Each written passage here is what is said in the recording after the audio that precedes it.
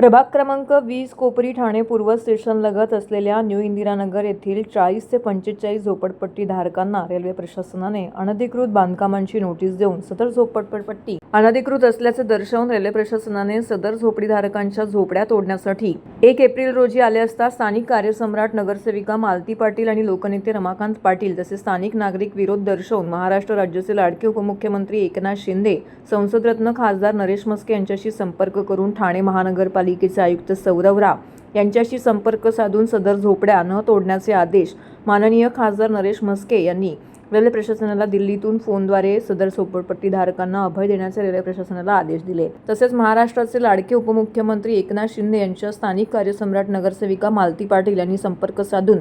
ठाणे महानगरपालिकेचे आयुक्त सौरव राव यांना संबंधित झोपडपट्टी धारकांसाठी बायोमेट्रिक करून कायमस्वरूपाच्या घरांचे आदेश देण्यात आले। याप्रसंगी इंदिरानगर नागरिकांनी नामदार एकनाथ शिंदे, खासदार नरेश म्हस्के, स्थानिक कार्यसम्राट नगरसेविका मालती पाटील यांच्या नावे घोषणा देऊन आनंदोत्सव साजरा करून समस्त शिवसैनिकांचे आभार मानले।